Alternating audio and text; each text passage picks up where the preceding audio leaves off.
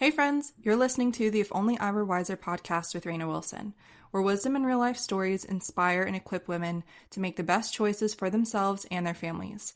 In a world where it's easy to always feel like you're falling short, whether your health journey looks different than others or you're juggling a million things, this space is for you. This show is so much more than just wellness information. We're not here to add to the noise. Instead, we're here to equip you with wisdom in the areas you wish you were wiser, so you can find hope and joy as you navigate your unique healing journey. So grab a cup of coffee or turn up the volume over the sound of dishes and kiddos. Let's talk about what it really looks like to care for yourself and for the ones you love with grace, intention, and faith.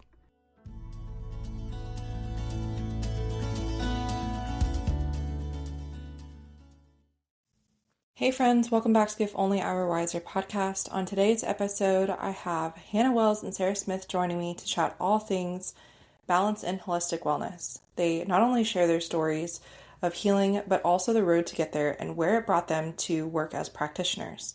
The balance in navigating Western versus holistic medicine and everything in between for just peace in mind of choosing your own personal health choices in the best way that suits you, regardless of however you're shopping on Instagram. So let's go ahead and dive in. Welcome, friends, to the If Only I Were Wiser podcast. So excited to be here. Thank you. Hey. Yeah, it's like I've done two guests at the same time. It's always like a fun time. I feel like it's just a party, you know? Two people's a conversation. Yes, two people's a conversation, three people's a party. That's so, right. This, guys, is the Mending Co. I would love just to hear you guys kind of unpack that a little bit. But first, Hannah, Sarah, would you just intro yourselves? Just get a little bit of a better picture about what life looks like for you right now and the day-to-day. Yeah, Hannah, do you want to go first? Sure. Yes, day to day. Well, Sarah and I just started, I guess rebranded to the Mending recently. And so I feel like we're still in the thick of figuring out work life day to day and trying to navigate which lane's my lane, which lanes. And it's just been really beautiful and it's been really fun to figure out, each of our passions within our daily tasks now that we're doing this together. And so that's been awesome. And so just trying to figure out, I think the biggest thing right now is trying to figure out how we want to present the things that we're passionate about and the things we want clients to learn and see. And so that's just been really exciting in terms of work life day to day and just getting really creative. And then on top of, seeing current clients and working one-on-one in that way. And then for me, my day-to-day life, I just got married a couple weeks ago. And so settling into new routines there and just in a really sweet and now on the other side of wedding stuff and on the other side of holidays, really slowing down. And that's been much needed. And I'm really excited just to get into some even deeper routines and rhythms because of that season. For sure. Yeah, it's been so fun. It's been kind of this new world. Hannah had started her business prior and then I joined back in the fall. So it's been fun to kind of just see both of our stories and lives kind of collide to kind of create this. So kind of day to day for me. So I'm a nurse still. So I work part-time in a clinical setting and then transitioned over to doing health coaching and nutrition and also do doula as well. So it's been a little bit of a chaotic shift of trying to balance two worlds that are very different, but it's also been fun to kind of see how they both collide and work together. So outside of work, I feel like I'm a pretty easygoing. I love just being active, being outside, hanging out with friends, family, doing kind of just kind of whatever. And so it's been kind of fun to just step into this world of health coaching and build community and enjoy doing it with Hannah. Yeah, I love that. It's been so sweet to see you guys kind of pull things together and to see all of that unraveling has been super cool to see from the outside. So Sarah, if you want to kind of start just by, I would imagine, as for many women, the reason why they get into this realm of things is because they've had their own holistic experience. They hit a wall somewhere in their story or in their healing journey that was what I'm doing right now is not cutting it. So if you could just share a little bit about your own story that got you to this point, and then Hannah, you can kind of take over. Yeah, for sure. So my story started as kind of a kid. So when I was 8, I was diagnosed with shingles, which is kind of a rare to be diagnosed that young. And oftentimes that's like a stress response reaction. So at the time of that was kind of 8 years old. And then kind of throughout the next, I would say like 5-6 years, I had just some random symptoms, some events kind of happen along my life that kind of increased that stress load. And so then as years went by, once I hit high school and was a sophomore in high school, I got what was we all assumed was the flu, and then my body just never fully recovered from that. So that kind of started this long years of just symptoms building on symptoms. So all throughout high school, there was just lots of pain, lots of stomach issues, lots of vomiting, lots of missed days of school, lots of unanswered kind of appointments. Yeah. So going to doctors, them being diagnosing me with like stress ulcers. So again, this like big emphasis on these like stress levels kind of building. And so I just remember this appointment was like sitting in there and the doc's like, well, what are you stressed about? And I'm like, I don't know. Like, as like a kid, you're kind of just like, I don't know what I'm stressed at 8 years old. Like, and so this understanding of this kind of world of then going through testing, going through labs, these results are coming back normal per se. And so there's no real digging in, no kind of full scope of understanding. So what's interesting is throughout all these appointments in like my high school days, there was never really any talk about diet. So that's kind of a crucial piece kind of later on in my story of piecing things together. So then post high school, symptoms continued. So then diagnoses were like IBS, anxiety, depression, endometriosis, chronic fatigue, chronic pain, like all of these just kind of pools of diagnoses. But ultimately, I think something within my story and realm of pushing me into this world is oftentimes I would leave the doctor's office with being told it's all in your head. Yeah.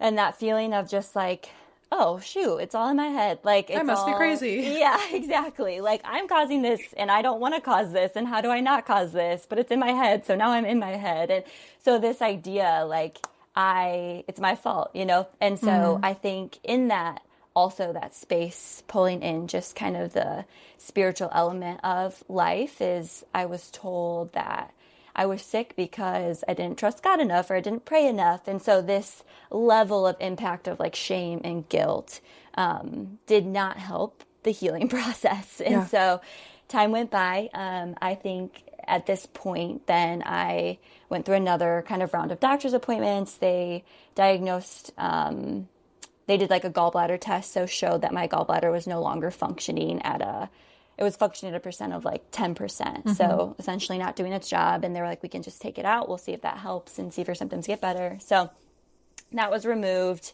and symptoms continued. And so there was a point where I was like, okay, like I'll try this more naturopath. Some friends had like talked about it. And one of my friends was telling me about coffee enemas.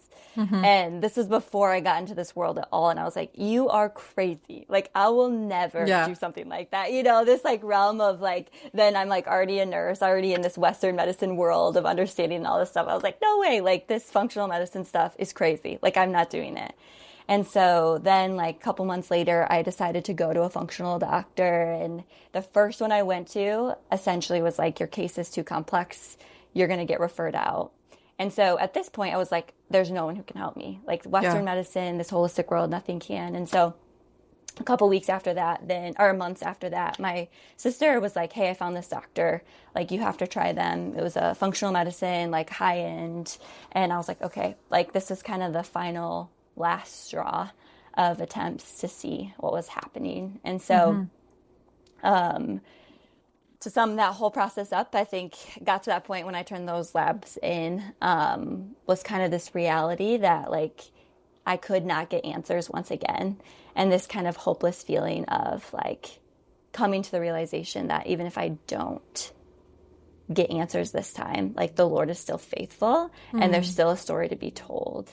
And so turning those labs in, I then like thankfully got them back, and that showed like mold exposure, it showed liver toxicity, it showed nervous system completely out of whack, it showed celiac, it showed all of this realm of diagnoses that was like, oh, it's actually not in my head. And so that then pushed me into this whole sphere of understanding the body at a whole new level, understanding these toxin loads, understanding the nervous system, understanding the liver, and just the ways to promote and ultimately heal from this inside root cause that's causing this through symptoms. So I think one thing important to note too is like the emotional aspect and the holding on to things for years, and that build of stress from that young age makes those symptoms worsen. So I think for me now, stepping into this with a bunch of gut issues, a bunch of nervous system issues, hormone issues, all of these things, is seeing now this realm of how can we kind of simplify our bodies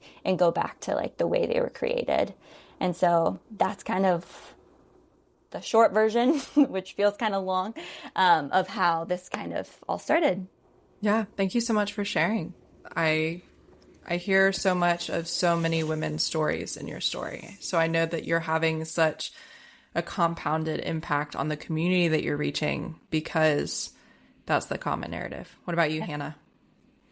Yeah, Sarah and I's stories overlap a lot, which is one of the reasons like we reconnected so easily and we're in this together in this business sphere. So I was never a super healthy kid. Like it started really right away. But there was a big shift when I was about 15.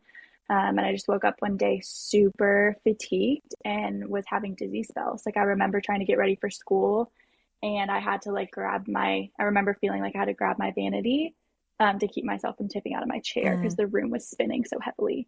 And that really just like started it all. And so I really wasn't well again for 6 years after that morning.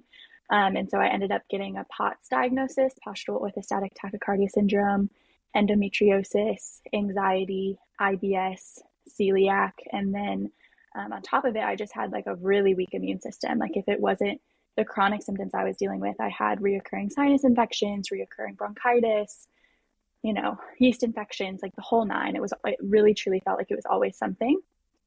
And so initially, like, just did not grow up in a home where holistic health practices were like even talked about. Like, I don't even think I knew that world existed initially. And so, just going through the motions with doctors and specialists. And I grew up in like outside of the Chicago suburbs. And so it was just like going into the city for this and that and this doctor and this procedure. And so, but I remember getting to a point where like my medications had like they kept the highs and lows, kind of in a certain margin, if you will. And so I was functioning better than I had in a couple years when I got ready to go to college. And so that really felt like, really did feel like provision from the Lord that like I was well enough to go, because I think that was my biggest fear, especially my senior year of high school, was like I was sleeping 17 hours a day most of that year and had given up all of my extracurriculars and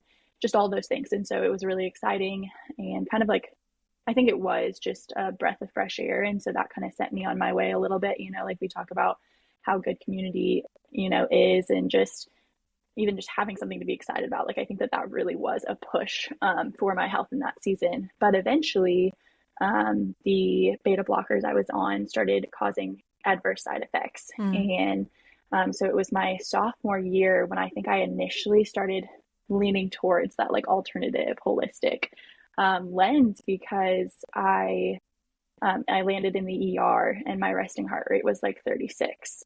And so it was like hard stop on those medications. And I needed to go home and see my cardiologist and all the doctors. Like I was seeing multiple doctors for the POTS diagnosis. And so I remember going to those appointments and then, talking about the different options. And it was essentially like just a new cocktail of multiple different prescriptions. Right. And I just remember looking at my doctor and saying no. Like, and I just had this, for the first time, I just had this overwhelming gut feeling of like, don't do that to me. Like, it's not working. It's not working anymore. Like I was put on these things to address these symptoms, but these caused these different symptoms that landed me in the ER at school. Like I just like something started going off inside me. And then, so I just essentially like against my doctor's advisement, said, take me off all of these. And there was so much fear mongering. It was like, you're going to be bedridden. Yep.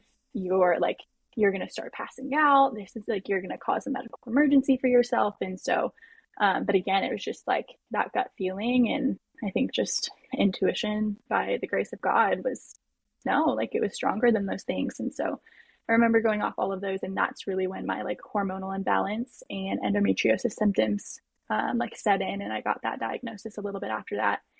And so at this point, we're like 5 years into this thing, and I just had absolutely hit a wall. And I remember actually calling my dad one day. I think this was like at this point probably like junior year of college, and I essentially asked for permission to withdraw from school completely, because I just told him, I was like, I can't live like this anymore. I'm not living. I'm like barely surviving. I want to, and I remember telling him I want to dedicate every ounce of energy I have left to trying to get better. And he said, okay, go for it. And then the next day we got word that COVID was shutting school down.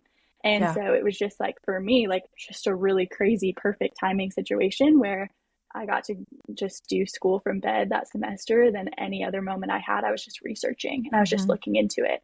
And I remember when I went home, I went to his place that semester to finish school from there. And I remember getting a text from my mom on the plane. And she said, just promise me you'll see one more doctor when you get there. Like try one more thing.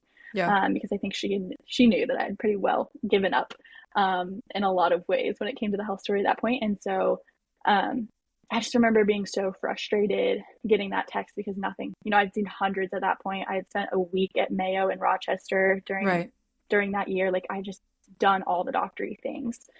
And so I texted her back. I said, would a naturopath count? And she said, sure. And so when I got to Vegas, I found one. And much like Sarah's story, she was completely off the rails, not helpful at all. Which is so funny looking back that like it's still, that's going to her though still like launched me into thinking in those ways and looking for those people that I could learn from.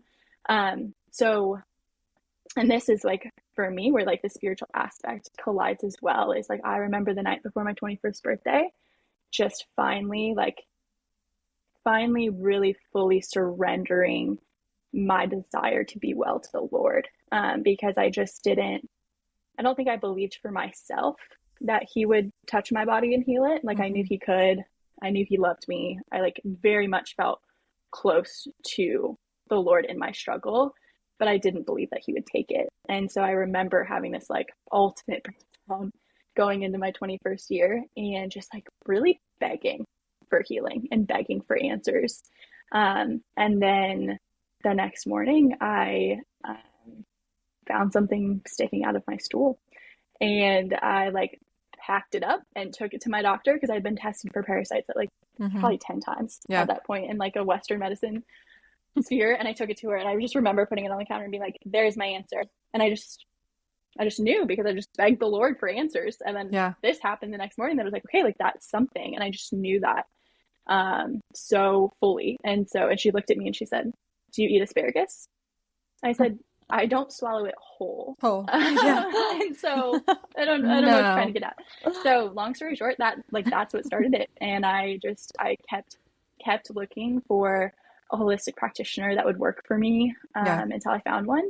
And little did I know that there was like a whole world to it. And it was gonna, it was not going to just be about cleansing parasites. It was going to be about going back to nutrition and movement and nervous system regulation and all of the things. But yeah, that's my story of how I got there.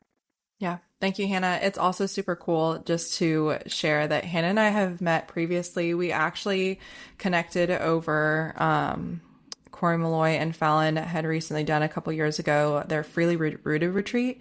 And I just remember you talking about going through your IHP program at that time. And it's like crazy to think about like where you were then, conversations we had then, to sitting across the camera from each other now and just like hearing the restoration that the Lord has even brought in your story as well, Sarah. Just the healing in his own time, which we know is incredibly taxing to sit in that refinement. But I want to kind of dive into, you guys both talk about it in your own personal stories, but it's also something that you guys are passionate about in the Mending, is sometimes allopathic medicine and natural holistic medicine can be very similar in terms of toxicity, in terms of adding to the noise. Like you guys said, like you met with holistic practitioners and they didn't help out either. So I kind of want to begin with, where do we even begin to simplify the noise? There is so much. You can go full crunchy, you can go all in Western medicine, and it feels like we're never doing things right. So what would be that initial encouragement, or where do we start to just simplify this conversation? Do you want to go first, Sarah? Do you have a thought? Yeah, I love this question because I think it's so relevant for everybody because of the day and age we live in, of just fast-paced social media, kind of just a really big comparison game too, of like, they're doing it this way, they're doing it that way, I'm doing it wrong, they're doing it right, you know, this whole idea. And I think with one specific thing, like with the comparison, is something that Hannah and I have like talked about, of just so much we agree on and we both believe is like, this is the better way, like this is a good way to live, like, but also we don't do everything the exact same. Yeah. And I think that's something that's important, is that like, we're not out for perfection, we're out for like what is ultimately fueling our bodies and restoring us. And I think with just the noise and the chaos of so many people talking, I too think with the kind of increasing in knowledge and awareness of this more natural, holistic realm, is social media. We're all on it. We're all on Instagram. We see so many people that are like, hey, try this new drink, try this will help you do this, you know? And it's like, wait a second, like, let's slow down. Let's see who we're following. Let's see where they're getting their information. Where are they like gathering this knowledge accredited? Can they explain like the physiological side of even what they're talking about? And I think in that is like choosing wisely who you're engaging with, who you're following, and this reality that it's okay to take a break. Yeah. I think sometimes when we want to simplify, it's best to just kind of take a step back, reevaluate, and then reemerge with a new set of goals, boundaries, regulations. And I've had to do that. I think even now it's like you're following so many people and everybody's like doing something a little different, a little like, and you're just like, wait, what? Like, now this is the new thing. And it's like, no, actually that's not good. And it's like, so it really is this level of taking time to just sit back, taking a break, and then kind of reemerging. Yeah. Yeah, I think adding to that, something that Sarah and I joke about is like, we have very strong opinions about social media and the amount of noise. And so we're like, and here we are just starting out and building an Instagram account. Like, what do we want to talk about? And are we just two voices, you know, adding to that noise? But I think something that Sarah and I also talk about very frequently is, that idea of who are the people behind the information, like behind the noise you're hearing, like what lives are they living? Is that applicable to you? Is that applicable to who you are and who you want to become? You know, I can see 10 different accounts throughout the day and get 10 different pieces of health information, and they might all be accurate, but they're not all applicable to me and my lifestyle. They might not be applicable because of where I'm living or what I'm doing. You know, like we all have different goals. We're all built for different things. And so it's that piece of bio-individuality. Like these women on Instagram that I'm hearing from and my, you know, For You page is inundated with, like, they don't know me. I know me. And so I think a huge part of, you know, kind of tuning some things out is just like running everything through that filter of like, what is helpful for me and who I want to be in the life that I'm living. And just knowing too that information's not going to change the way that you feel. Implementation's going to change the way that you feel. And so you really you don't have to constantly be taking in this information. You only need to be taking in as much as you can implement, in order to see change. And so I think that that's where I would just encourage sitting with information before doing anything with it, and really like giving yourself the gift of taking the time to filter it. Is it realistic for you to implement that? Do you picture it making an impact in how you feel or how your family operates? Because if you don't, it's not worth it. It's not worth your time. It's not worth, again, the comparison. Like that's a huge part. And that's something that Sarah and I just talked about recently too, is like, I feel like even within the holistic health or whatever, whatever you want to name it, within this field now, there is like not only an abundance of information, but we're like going at it from different sides of like, it's the parasites. No, it's not. It's the pesticides. No, it's not. It's the, like we have to like nitpick. And it's like, I think a space that was like so anti-dogma of Western medicine is like the same way in and of itself now, of like, we can't even just like let each other figure it out. You know what I'm saying? And so I think there's just being aware of that, like just being aware of how, like, unfortunately, in a lot of ways, how toxic this space has become too. And it's not about that, like living a holistically minded lifestyle and trying to pursue vitality. It's not about that. And so I think too, just like taking some time to consider the themes, like if you're new to this information, like what are you seeing the most of? Like, can we take a step back and look at all these voices and boil it down to what they're all doing? Like, they're all probably eating a very whole foods based diet. They're all probably trying to prioritize organic to the best of their ability. They're all probably taking some whole food based supplements. Like there are some things to glean at a whole. Yeah. And I think because the space has gotten so saturated, it's gotten very nitpicky, and everybody's trying to get their voice heard because that's how they're promoting what they do. And so, I would say the biggest thing is just take a step back. Like, you can turn it off and just sit with what is applicable to you. 1,000%. I've had that conversation with even just friends. Like, the EMF conversation for our family goes out the window. You know why? We live on a military base. My husband walks daily by a building an office two doors down from him that says there's radiation, please don't walk in here, and his uniform is made in flame retardants. So you know what, we're doing our best because we're not going to worry about that because it's not applicable, right? But there was a time in my life where I remember scrolling through and seeing non-toxic clothing and the EMFs, and this is going to kill you, amongst the 500 other things in the holistic realm. And I just remember looking at my husband and I'm like, are we failing somewhere because we're not doing all these 500 things?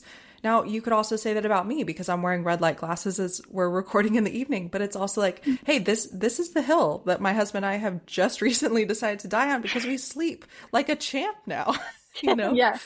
But EMFs, It's great. Where are our glasses, Hannah? Yeah, I know. But if you see the impact, like, that's the other thing. Like, if it works, do it. You know what I mean? Like, and that's a great example to your point of like, hey, I'm not going to worry about the EMFs because this is my lifestyle. And so there you go. There's one thing that you get to just like not worry about reading, Yeah. And I think that that's something that I get caught up into is like, I get really committed to like reading through all the captions of everybody, like all the information that I follow. But like, if I were in your shoes and I saw EMF, okay, I'm not going to read it because I don't need to worry about it. Because that's the other part of it too, is like with the noise, so much of it, like you just said, is fear mongering. Like, oh, you need to avoid this because of this, and you need to avoid this because of this. And it's like, like now we're just all stressed and scared and judging everybody, and that's not good for our health either. Exactly. 1,000%. And I love how Sarah touched on, like, you have to analyze your consumption, and we're in a culture that has habitually made it easy to just consume without any kind of filter, whether it's politics, whether it's nutrition, politics. I just like giggle as you were talking, Sarah, because I kept thinking about those reels that it was talking about, like, don't drink water, drink water because it's good for you, but just kidding. If it's tap water, you'll die. Like, please eat eggs, but actually it's equal to like a carton of cigarettes, like, cause, and I think just so many women, I've had so many conversations with people just in my intimate circle and online that like, where do we go from here? And maybe you guys touched on it a little bit of like just starting with a whole food lens. Or maybe it's the emotional and spiritual component of like, let's do the nervous system thing. So where do we start? Because we're stressy and depressy, we're scrolling too much, and we probably need a filter. Mm-hmm. Yeah. I think that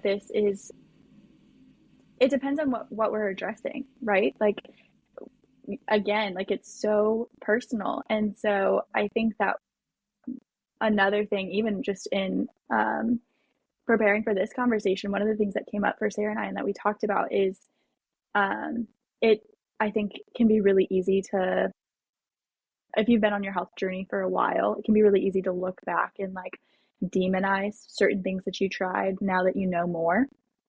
And so I was just sharing with Sarah, like, I am so grateful that I don't feel the need to do that, because I look back to the season in my life where I was doing fad dieting for the purpose of like anti-inflammatory.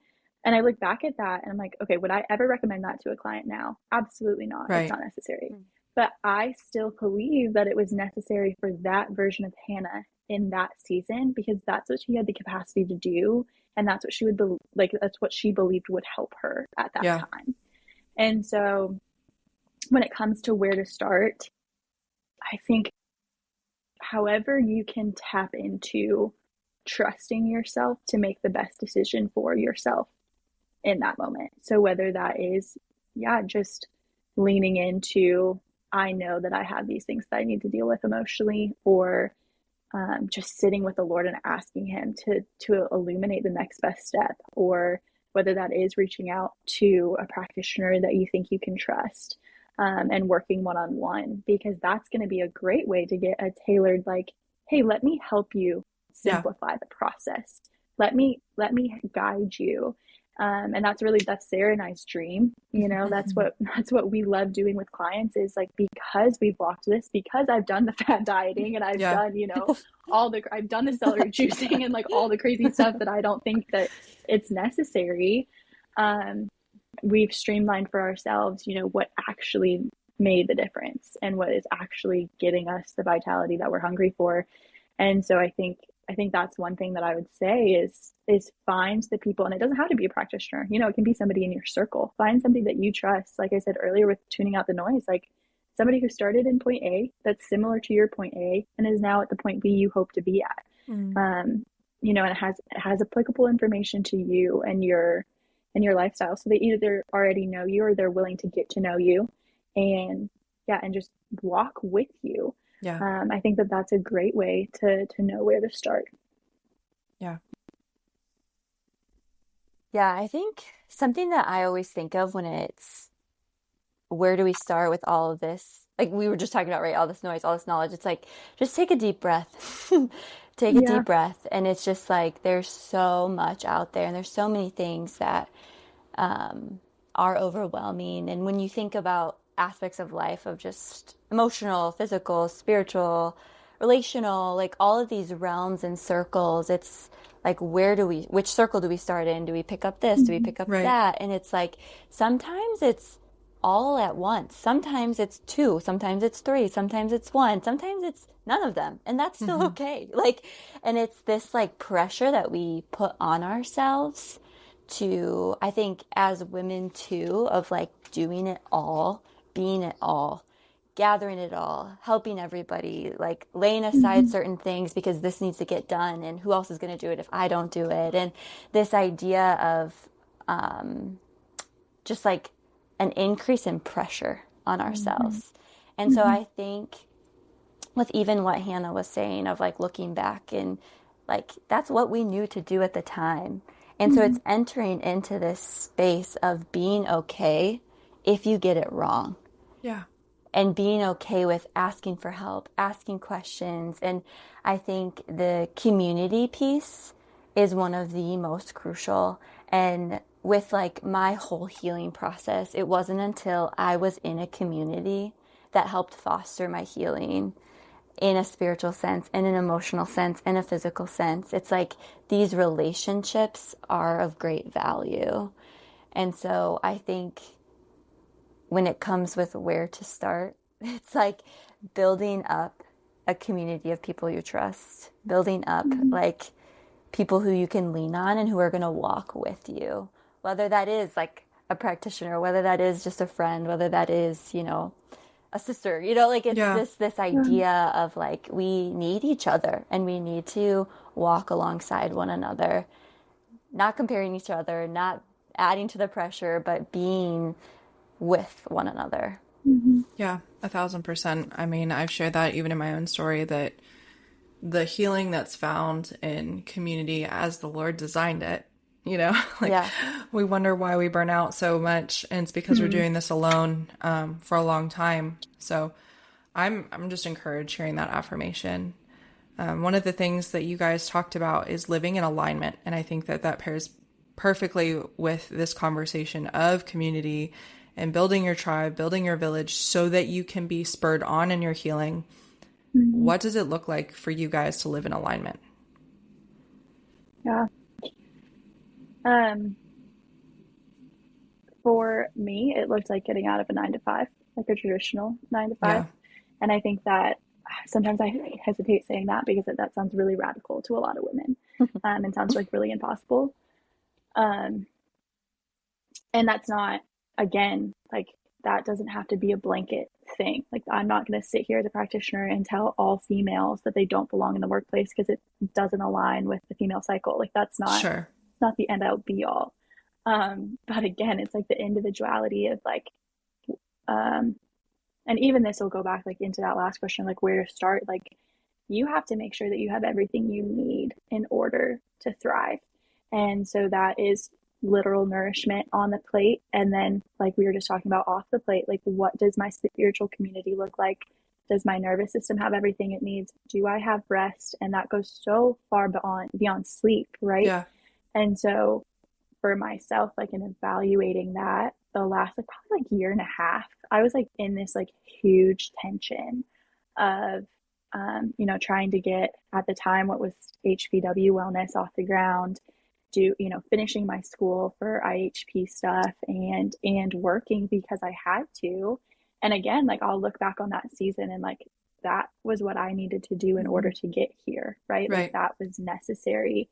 And so I always want to like have this alignment conversation with so much grace, and I want like whoever's receiving it to have so much grace and like patience with themselves too, because I was definitely not in alignment, quote unquote, at that time. Sure. But it was with the end goal of where I get to sit now. Right. And so, that's just one example for me of like, I knew that I needed way less rigidity because of the person that I am and the way that I operate. And I think part of that is just like my origin story. Like I was a homeschool kid. And so I had flexibility. I had creativity. I didn't have to sit behind a desk at any point in my life. You know, like the longest I had to do that was college, but that's such a different setup than an 8 to 5, you know? So I truly have not even been in that realm. And so doing that as an adult has just felt so lifeless. And so that's just an example for me. But I think it's Jessica Ash that says this, but something that has been so helpful for me with that question of alignment is it's not about a list of I can't do this and I can do this. It's about asking the question, how do I show up to those things?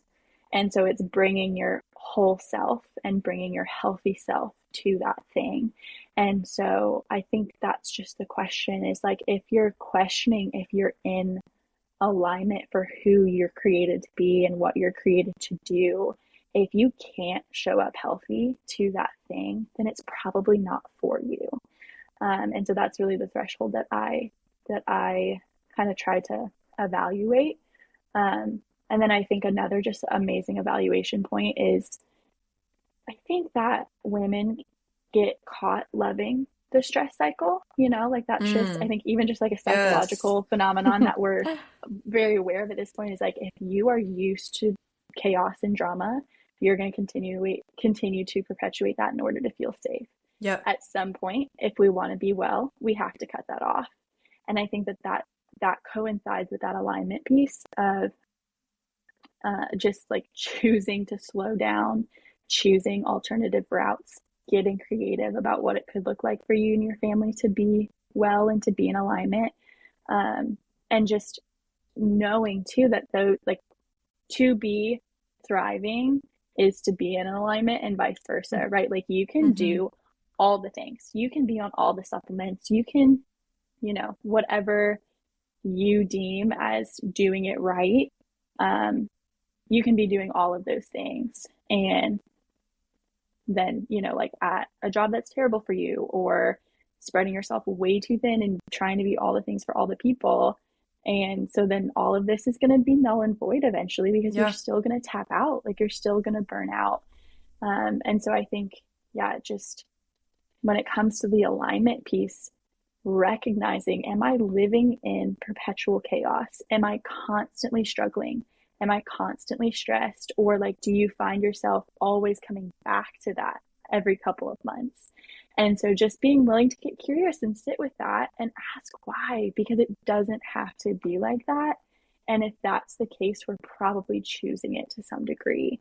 And so, and I think just freeing ourselves, like being able to recognize that we can have the painless cycle, we can have the good sleep, we can show up to our relationships, emotionally stable and ready to give and receive. Like all of these things are available to us. Yeah. And that's what we will have if we are showing up in alignment with who we are and what we're supposed to be doing. And so just sitting with that, like, is that your reality or is it not? And then going from there.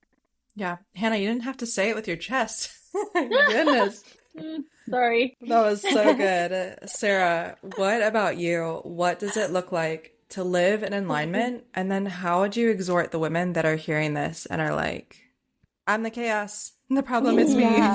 Yeah. I was joking with Hannah. I was like, Hannah, any questions about alignment? That's on you. Yeah. Because she always talks about it so seamlessly. And I'm always like, well, alignment, and go into like long tangents. But I think alignment, one thing that's very important to realize is it's going against the status quo. Is truly living in this restful state is like against what everyone does. And so I think with alignment, with what it takes to get and to live in alignment is really hard. Yeah. It is not a process that you can snap your fingers and all of a sudden you're stress-free, you're not a part of the chaos, you're not doing this, you're not that, blah, blah, blah, blah. And I think coming from someone who has lived in this perpetual chaos, stress, feeling like if my nervous system is not in fight or flight, then something is wrong. Something's going wrong. If I am not in this active state of watching my back, active state of being on guard, active state of adding, saying yes, yes, yes, because I can't handle sitting in rest. I can't handle not moving. I can't handle hopefulness. Like so many of these things that's like, I'm going to avoid those and I'm going to choose this chaos, choose this stress, choose this whole way of living that in a sense, sometimes you're like, well, I'm doing all of these things. I'm living this life. I'm being successful. I think for a season was like, I was working labor and delivery. I was working nights. I was involved in all of these groups, serving in these capacities. And everyone was always like, Sarah, how do you do it all? You do so much. And I think internally I was like, yeah, that's what I've always done. And I think realizing now was like, oh, that was actually a survival mechanism. Yeah. This seeking for like chaos and stress and all of these things was what I needed to survive because that's all my body knew to do. So this alignment is this redefining of what safety and security is. And I think for a lot of people is our lives tell a story, and our lives from when we're kids tell a big story. And I think it's so important to look back and just be gracious and gentle with this reality that things are hard and things have consequences and impacts that like you might not have chosen, but have been chosen for you. And so I think that for people who are in this spot of like, how do I choose this? How do I step into alignment? How do I move past this Yeah. normal per se, is like taking this shift is taking this moment to just stop and breathe like I said before, and realizing like sometimes we have to process, sometimes we have to go into the hard, go into the stuff that has caused a lot of pain and a lot of hurt, and believing and trusting that on the other side there is joy, there is rest, there is this element of peace, there is this element of being able to live in the day and day without this anxious feeling, this stress, this I gotta go, go, go, go, do. And so I think ultimately my encouragement would be to slow down, to slow down and start asking the Lord to show you what areas, what pieces of your story need more attention. What pieces, I think too, of inviting people who know you. Yeah. Again, this community piece, I know like some people, like if you're not like spiritual and like talking to the Lord, like talking to your community and getting these outside voices of saying like truth over you of who you are, who you're created to be, all of these things, I think is a huge element to start making this shift. I'm a big advocate for, while you're doing this emotional work, that supporting your body physically is very important. And so how can we then shift and kind of foster these different areas simultaneously, but also giving attention to one over the other in different seasons and in different ways. So that's kind of what I got for now. I could go on, but I know we're on a time. No, that was beautiful. It was definitely an encouragement that I wish I had had sooner on, because I remember hearing this concept of like, Raina, you might be choosing this drama. Like, what about this story or this sensation or this symptom am I choosing because it fulfills this like deeper need to like satisfy this level of safety, even though I don't feel safe? You know what I mean? Like, what part of me is feeling satisfied in being doted over because I got tummy issues? You know, like hot girls have tummy issues. Well, probably because they're people pleasers, you know? Yeah. And so it's 100%. like breaking, for me, it was that subtle sitting with the Lord and being like, oh, I have a lot of people pleasing tendencies, Lord. What does that mean for me? And then exactly like you said, Sarah, being humble enough, asking the Lord for strength in that, to turn to my friends and be like, hey, I think I have an issue with this. And they're like, yeah, yeah, Raina, you do. You'll get affirmed real quick in that. You know? But having people to lovingly be like, yeah, you do. Okay, what are we going to do about it? With what you know is congruent with what your body needs, your family needs, and how we can resource you really well. Yeah. So when it comes to the spiritual component to this, I think it's crucial, you know, and not everyone will agree in the terms of like how to prioritize this segment of the conversation when it comes to holistic healing, but it's the foundation. So to the woman that's hearing this and is weary, specifically and waiting for healing, what would you say to them?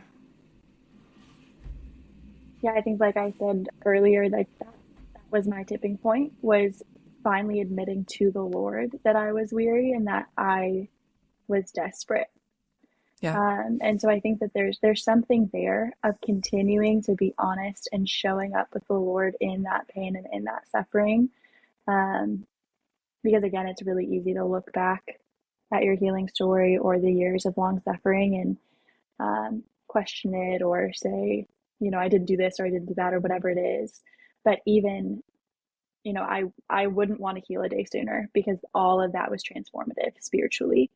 And so just, yeah, continuing to be honest with the Lord and with your community.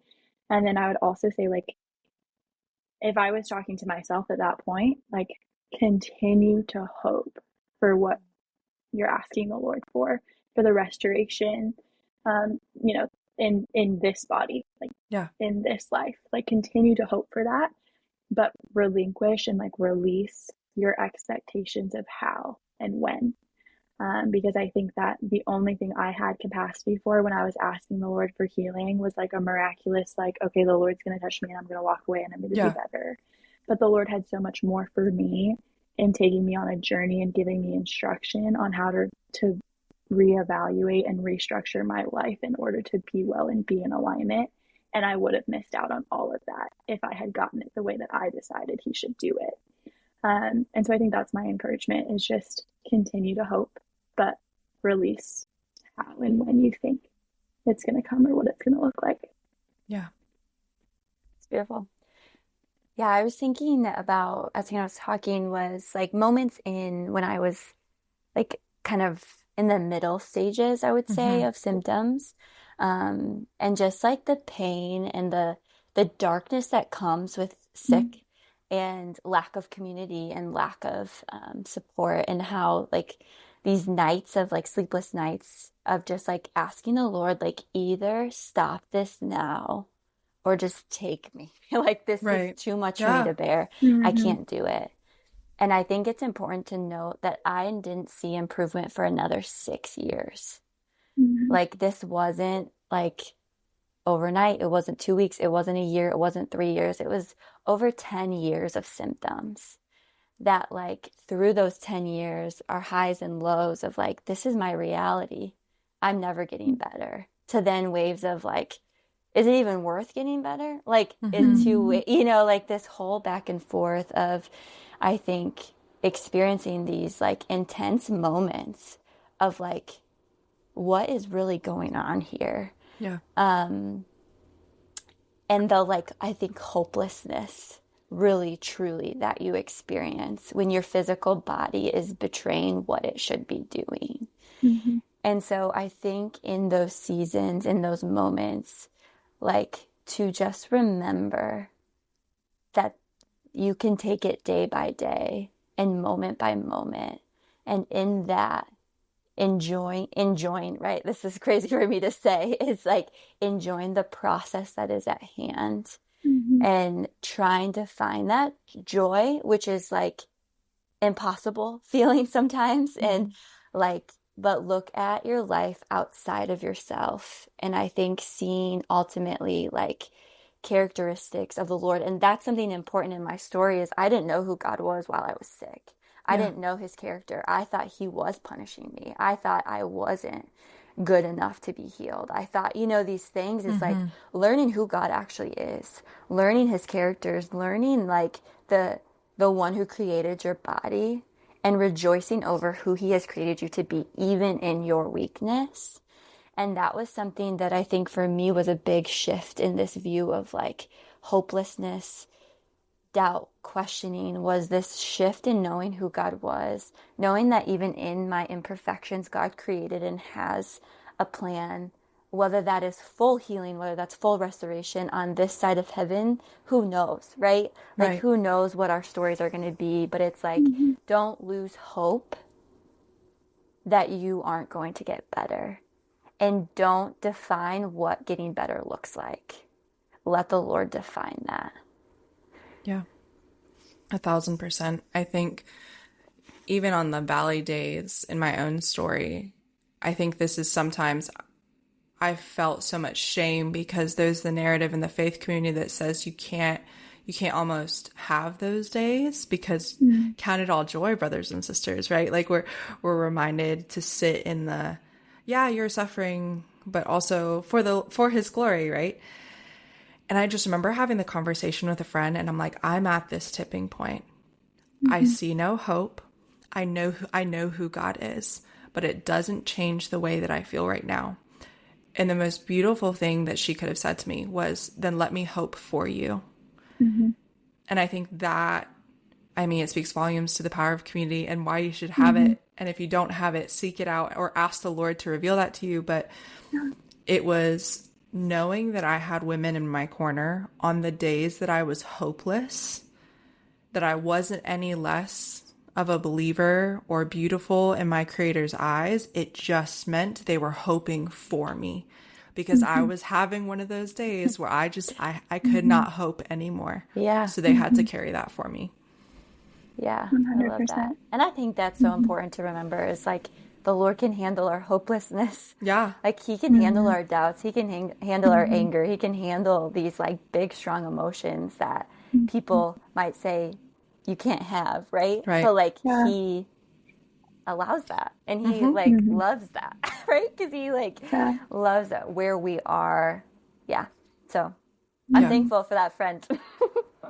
For sure. I think it's so beautiful too, to Sarah's point, that the Lord is okay with that and invites that, because he knows that our bodies aren't created to hold on to it forever. And that is part of what's perpetuating whatever symptoms we're having, right? Yeah. Like part of that healing is going to be taking that to our community and taking it to the Lord and saying, this is what's inside me emotionally. This is what I'm carrying, and getting that outside of ourselves. Like what a beautiful kind of full circle picture of like what it looks like for the spiritual, emotional, and physical to be in union with each other, because they all affect the other. And so, combating that narrative that you pointed out in the church of like, we're good, we're going to put on our happy face. And that's like, no, that's why we have to go beyond just showing up to church on a Sunday. And we have to find those sisters that are going to say, okay, yep, like I've been there. I'm not there right now. So I'm going to sit with you in this because I have the capacity for that, and vice versa at different times.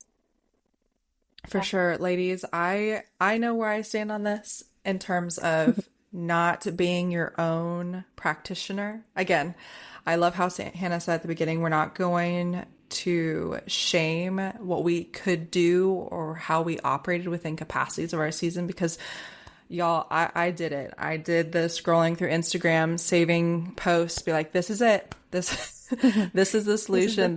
This is the solution, right? But I say that because I want to encourage women to work with practitioners like y'all, because it takes out the guesswork. It brings in the nuance, and it brings in someone that not only knows you intimately, but can also step with you in the spirit, which is a completely different practitioner in my eyes. So if you could give a quick note to the ladies, you know, the Raina 5 years ago that was scrolling through Instagram trying to find the best adrenal cocktail recipe that was going to solve all my problems, what's a quick note you would give to ladies that need to really be done shopping on Instagram for their health?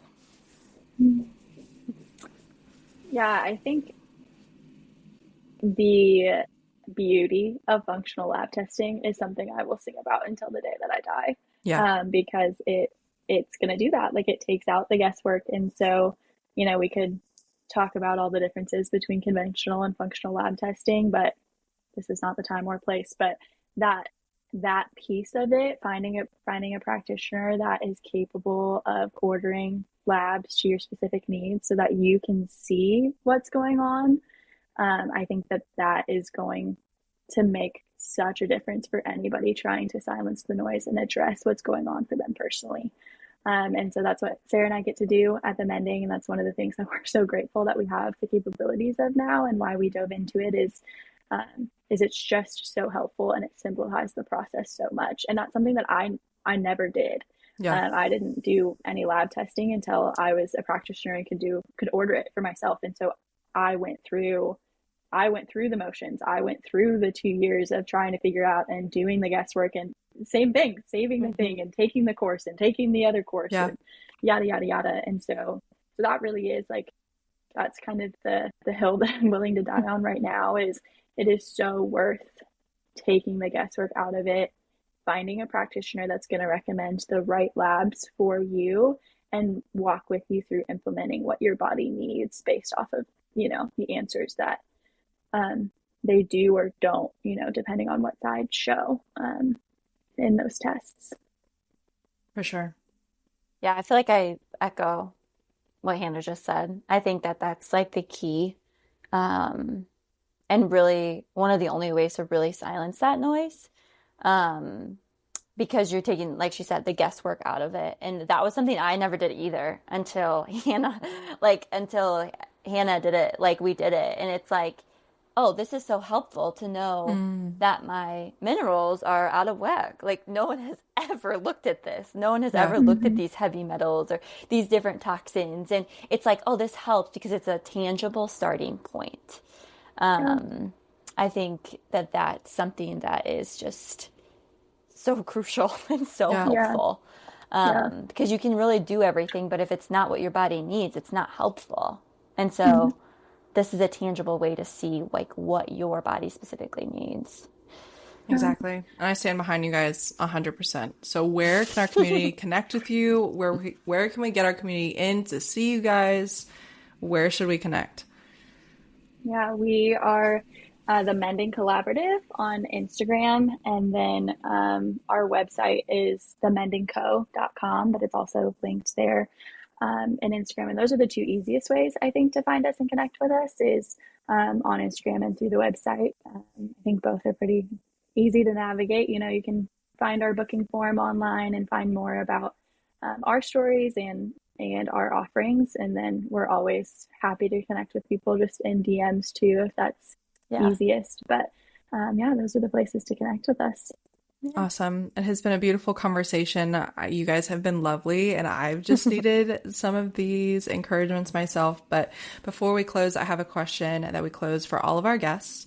So if you could provide any wisdom, either to your younger self or for our community that is listening, what would you share?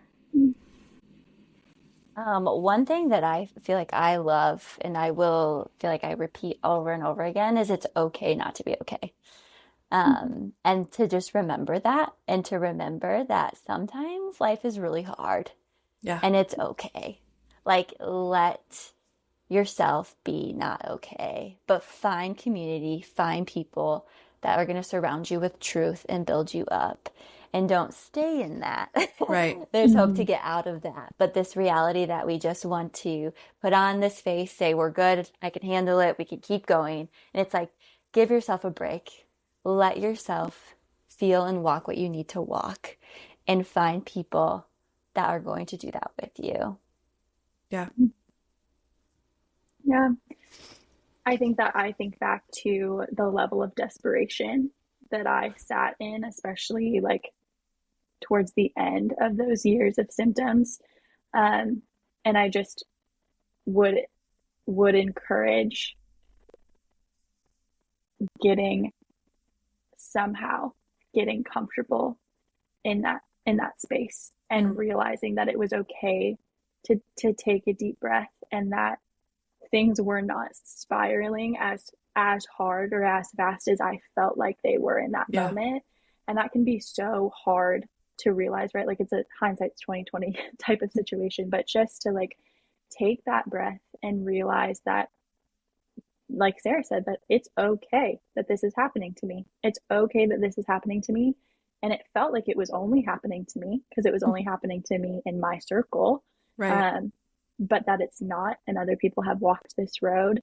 And so I think just there's so much power in that. Like, that kind of is what gives you back the keys, right? Like, that's what I eventually had to do, is I had to hit rock bottom and then go up from there. Because I just remember being so like grasping at straws and just wanting the answers, and like going to the doctors and, you know, pulling for those answers. And I think that's initially how I showed up to the holistic world and the naturopathic world as well, was just like hoping to find the person that was going to give me the key. And that's just not the answer. And so I think wrestling with that desperation within yourself and allowing yourself to transition to some curiosity is really where you're going to find the ability to start implementing change that's going to lead to healing. And so I think that if I could summarize them into like something, I think just taking a pause in that desperate place. Yeah. And it's the discipline of staying in the uncomfiness long enough to be curious versus shameful. So Hannah, Sarah, this has been a beautiful conversation. I am so thankful for you guys. I will connect all of your stuff to get our community connected. And I'm so thankful that you guys joined today. Awesome. Thanks for having us. Thank you so much. Of course. And we'll catch you guys on the next episode. All right. Thank you so much for listening, friend. If today's episode resonated with you, be sure to subscribe and leave a review. It helps our community grow, and I'd be so grateful for your support. Looking for a break from the hurried health lifestyle? Check out my Return to Rest ebook for simple healing habits. And if you're craving a more intentional community, join Restore, the healing collective for the weary woman, a space where we dive into rest with a lens of faith and regular accountability. For more wellness inspiration, follow along at Instagram at WiselyWell or visit livingwiselywell.com for everything from podcast episodes to budget-friendly tips. Thanks again for being part of this community, and I'll see you in the next episode.